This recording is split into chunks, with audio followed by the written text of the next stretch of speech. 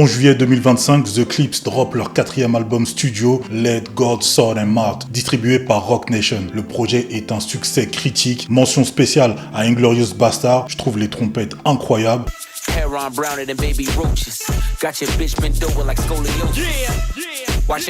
Le feat avec Nas sur Chandelier, excellent. Un album plutôt court, plutôt compact, mais je trouve dingue, assez incroyable. Un retour en force de The Clipse, c'est un succès. The Clipse sont revenus. Un succès critique et commercial, presque 120 000 albums équivalents vendus en première semaine. En même temps, les Boog ont profité d'un roll-out assez impressionnant. Ils sont revenus dans l'actualité progressivement, toujours aux côtés du 3e membre officieux, Pharrell Williams. Les chances de retour du duo étaient proches de zéro, donc le rap game était extrêmement excité à l'idée de les revoir, surtout depuis le très moyen Till the Casket Drop, sorti en 2009. Alors il s'en est passé des choses autour du groupe, vous n'avez pas pu y louper. Pusha T a fait la guerre à un Canadien, il a lâché de très bons projets solo, il est devenu CEO de Good Music, bras droit de Kanye West, à l'époque où il avait encore toute sa tête, ou presque. No Malice ou Malice, je vais sûrement alterner entre les deux pendant la vidéo. No Malice, lui, a pris une direction musicale plus spirituelle, plus sage, plus religieuse et consciente. Allez écouter son album Here Ye Hear Me, ça vaut le détour. Alors ce serait après un échange avec Rick Rubin qu'il aurait décidé d'arrêter. Celui-ci lui aurait dit: sois sûr de faire de la musique que tu aimes et pas d'essayer de s'occuper des auditeurs. À ce moment-là de sa vie, il est dans une phase d'introspection et cette conversation avec Rick Rubin, ça l'a achevé de le convaincre. Il décide de raccrocher les gants. Alors on aurait pu supposer que ça aurait pu être tendu entre les deux frangins, sauf que non, c'est des frères, ils s'apprécient. Pusha T n'a jamais eu aucun ressentiment envers No Malice lorsqu'il a décidé d'arrêter. Mais surprise, le duo se reforme en 2019 sur le remix de Use This Gospel produit par Dr. Dre avec Kanye West et Eminem. Et en 2022, Malice signe un couplet marquant sur I Pray For You sur le projet de Pusha T, It's Almost Dry. Tell me what I missed. New designer drugs and emotions I don't get. I don't Hellcat, still paddle when I ship. Le résultat, les fans crient au miracle parce qu'un couplet de No Malice, c'est rare. Et c'est puissant. Mais d'abord, salut à tous, moi c'est Arnold, et sur cette chaîne, on tente de répondre à quelques questions que peut-être vous ne vous posez même pas. Et aujourd'hui, je me demandais pour quelles raisons le groupe The Clipse sont si tellement acclamés dans cette année 2025. Et je vais vous donner les 5 raisons pour lesquelles, d'après moi, ils le sont. D'abord, le retour surprise de Malice. Il quitte le groupe pour des raisons personnelles et spirituelles. Il explique que ce qu'il raconte dans ses textes ne correspond plus du tout à ses valeurs. No Malice se rend compte qu'il ne peut plus promouvoir le style de vie et les thèmes du coke rap qui sont le cœur de métier des Clipse. C'est vraiment leur spécial. Arjen Robben avait sa patte gauche. Eux, c'est de raconter la vente de substances illicites, en gros, en détail. C'est différent. C'est un autre métier. Il comprend que leurs récits sont réels, mais ont un impact négatif et peuvent être préjudiciables. Alors il avait tout, le succès, l'argent, mais au fond de lui, il ressentait un vide profond, un vide abyssal. Chaque rime sur la street sonnait de plus en plus creux en lui. Il va donc se consacrer à sa foi, passer du temps en famille, et il va faire une musique beaucoup plus introspective, bien loin de leur coke rap natal. Malgré le succès, l'argent et la célébrité, il va trouver un sens et un but plus profond dans sa foi, et a senti que la poursuite de sa carrière avec Clipse est insignifiante pour lui. Une autre raison qui l'aurait poussé à arrêter, c'était la pression de la justice. Leur manager de l'époque, Anthony Gizzy Gonzalez, a pris part à une entreprise de trafic de drogue, écopant d'une peine de 32 ans de prison. Alors, quand on apprend cela remet en question les quelques doutes qui pesaient sur le duo. Une grande partie de la critique les voyant en extrême bandeur de la street, alors qu'ils étaient about the life partiellement. Ils faisaient partie de cette vie. Alors Drake s'en est servi donc contre Pusha T dans son clash, mais eux-mêmes ont reconnu, ont admis qu'ils étaient dans cette vie, mais ce n'étaient pas non plus des gros bonnets qui n'en ont jamais été. Mais avec un manager impliqué dans cette vie-là, je pense que c'était le meilleur DA que les frangins pouvaient avoir. D'ailleurs, Gizzy dira que 95% de ce que les frères racontaient provenait de son expérience de coke dealer. Clipse a dû faire face à une enquête fédérale et cette situation a fait prendre conscience à Malice des dangers et des conséquences réelles du style de vie qu'ils décrivaient dans leurs chansons, marquant une distinction nette entre la fiction et la réalité. Il refuse de perpétuer ce style de vie. Alors ce sont toutes les raisons qui l'ont éloigné du game, mais d'autres l'ont poussé à y revenir. Leur père, décédé aujourd'hui, homme de foi et d'église, lui donne sa bénédiction. Retourne leur botter les fesses à ces bâtards, ils en ont besoin. Alors il lui a pas dit comme ça, on est d'accord,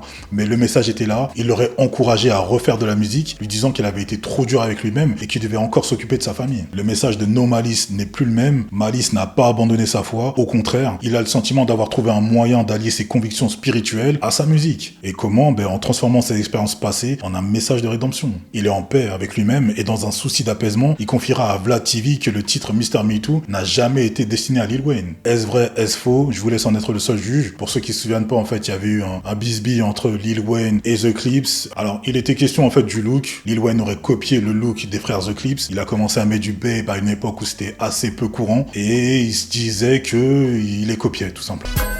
I'm sad, next to hit your man's in the head with this one. I'ma paint the city red with Le this. titre Mr. Me Too aurait été une réponse à Lil Wayne, sauf que il a démenti No Malice. Il n'y avait aucune attaque envers Lil Wayne. Alors il a pas dit que c'était pas contre Birdman. Aujourd'hui, il est en paix et ce nouvel album reflète parfaitement cette nouvelle direction. Il a de nouveau envie de travailler avec son frère. Le duo a aussi le sentiment que leur retour est une forme de correction pour l'industrie du hip-hop. Toujours beaucoup d'ego chez les rappeurs US. Moi perso, c'est pour ça que je les kiffe vraiment. Ils ont un délire, un melon pas possible. C'est assez incroyable, je trouve. Et The Clips veulent également prouver que les artistes peuvent vieillir avec dignité et que le rap n'est pas seulement un art pour les jeunes. La deuxième raison qui rejoint la première, c'est une réunion de frères et de convictions opposées. Ce qui rend cette réunion spéciale, c'est la dualité artistique. Pusha T, il est resté fidèle au coke rap, ce style précis, luxueux, tranchant qui a fait sa réputation. Il n'a jamais changé de DA, clairement. Alors style qu'il n'a clairement pas inventé, mais je dirais qu'il l'a magnifié. Jay-Z l'a fait bien avant lui, Rick Ross en a fait littéralement le fil rouge de sa carrière, quitte à exagérer un peu, beaucoup. Mais Pusha T, je trouve qu'il en a fait autre chose. Je le vois un peu comme la série Succession, cette image très léchée, luxueux, quiet luxury, on est complètement dans ça avec Pusha T. On est entre le luxury rap et le quiet. Il peut être tout en détente en train de te rapper comment il va régaler ses clients. On est entre Cédric Grolet et Frank Lucas. Ouais, j'abuse. Mais vous m'avez compris. D'ailleurs, pour revenir sur Rosé, allez écouter Millions, un banger trop peu méconnu, je trouve. Allez l'écouter et revenez me dire ce que vous en pensez. By horror stories, wanna be homeowners, horrible outcome, a dope boy got one motive. No Malice, lui, il revient avec un regard plus spirituel, plus critique sur ce monde. Ce mélange, en fait, ça crée une tension créative unique. L'un raconte les tentations et les codes de la rue, et l'autre apporte une réflexion morale. Et dans le rap, cette opposition, ça donne des morceaux riches, profonds, loin de la simple glorification de la street. Ils ont de nouveau envie de travailler ensemble. Maïs a exprimé son plaisir de retrouver son frère et de voyager avec lui. C'est un kiff. C'est des frères, donc c'est normal. Et après une si longue absence, il avait le recul nécessaire pour évaluer son parcours et utiliser ses dons de rappeur de manière plus intelligente, plus pertinente. D'ailleurs, on peut facilement faire le parallèle avec des artistes tels que Lunatic, dans lequel on retrouve Booba, rappeur froid, tranchant, violent, cru dans ses textes. Et de l'autre côté, Ali, beaucoup plus spirituel, beaucoup plus mélancolique, plus réfléchi, posé et aussi plus moral, qui tente de l'être en tout cas. Et on pense aussi à Kerry James, membre fondateur d'Ideaji, qui a pris une direction plus religieuse suite à tout un tas d'événements tragiques qu'il a pu rencontrer au cours de sa vie. La troisième raison, le monde du rap les attendait. Depuis plus de 10 ans, les puristes réclamaient un retour de Clips. Alors pour beaucoup, ils représentent l'élite du coke rap. Hell Had No Fury est encore cité comme l'un des albums les mieux écrits de l'histoire du rap US. Alors ces genres de projets, après l'avoir écouté, tu t'y crois. Toi aussi, tu t'imagines que tu peux en être. Tu peux gérer un cartel, faire des alliances avec des gangs, distribuer de la blanche dans ta ville, alors que non, c'est pas donné à tout le monde. Et d'ailleurs, tenez-vous loin de toutes ces histoires, je pense. La dernière fois que moi j'avais eu ce sentiment, c'était après la fin de la première saison de Power. Ça m'avait fait ça. Ça m'a rappelé ce moment-là, en tout cas, sur Hell Had No Fury, après l'avoir réécouté. En fait, ils redéfinissent le coke rap, en fait. Ils transforment un simple récit de rue en une forme d'art complexe. Leurs paroles sont d'une minutie, d'une précision rarement égalée dans le genre. Des morceaux comme Grinding ou Keys Open Doors sont des exemples parfaits de leur capacité à créer une atmosphère glaciale, à la fois menaçante et captivante. Les métaphores sophistiquées, les jeux de mots et les doubles sens ont fait de leurs textes en fait de véritables énigmes lyriques que les fans kiffent décortiquer. Ils vont faire leur devoir en fait. Les images sont chocs, il y a une forme de sex appeal, d'attrait avec ce monde de la coke.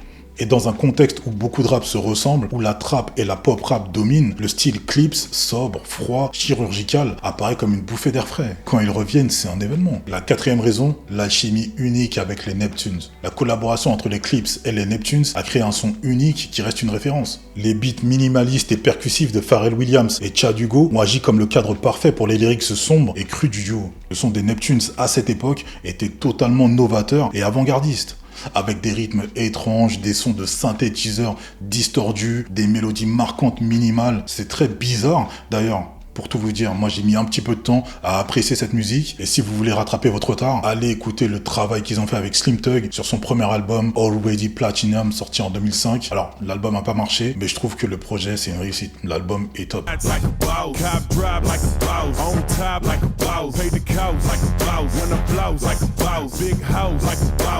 Allez l'écouter et revenez me dire ce que vous en pensez. Donc la production de Neptune, ça a aidé à distinguer Clips des autres rappeurs de l'époque, créant un son qui ne ressemblait à rien d'autre. L'attente du retour du groupe était donc aussi celle d'une nouvelle collaboration avec Pharrell et Chad. Sauf que les Neptunes ne sont plus, ils se sont séparés. Alors apparemment, ils se seraient embrouillés car Pharrell voulait prendre le contrôle total de la marque Neptunes sans consulter Chad. Il a pris le contrôle de Louis Vuitton, il voulait s'asseoir sur son pote. Ouais, pas ouf. pas terrible. The Clips tenteront d'envoyer un cessez-le-feu pour établir la paix entre le duo de producteurs. En vain, c'est versé, c'est cuit. Pour Let God Sort Them Out, seul Pharrell est présent en feat et à la production, et en plus de participer au retour des frères, il leur déballe le tapis rouge. Il les transforme en mannequins pour la maison française Louis Vuitton, et c'est parti, la promo du nouvel album commence. Un roll-out de luxe pour relancer la machine Clips. Faudrait aussi qu'ils nous disent ce qu'ils mangent, ce qu'ils boivent aussi en Virginie, parce que les mecs ils vieillissent pas, hein. Que ce soit The Clips ou Pharrell, Pharrell ça commence à se voir.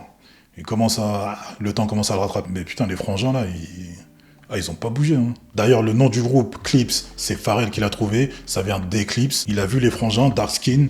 Il a pensé à une éclipse. Ça y est, c'était fait. Il les a baptisés ainsi. Ouais, c'est facile hein, parfois.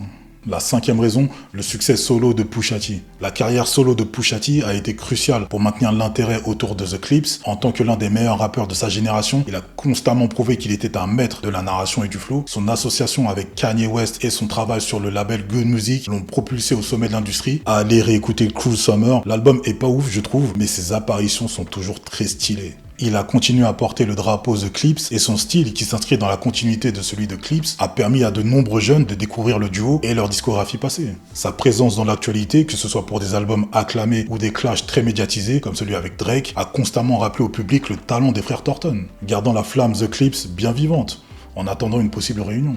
Ce sont toutes les raisons, d'après moi, pour lesquelles Clips est certainement le groupe le plus hype de 2025. Il y en a forcément d'autres. Si vous en avez, dites-le moi dans les commentaires. Si vous n'êtes pas d'accord, dites-le moi également dans les commentaires. Je suis peut-être passé à côté d'autres groupes, dites-le moi. Faites vos devoirs, allez écouter Let God Sort Them Out. Revenez me dire ce que vous en avez pensé dans les commentaires. Et faites-moi plaisir aussi, likez, abonnez-vous. Et on se retrouve très très prochainement. Ciao tutti.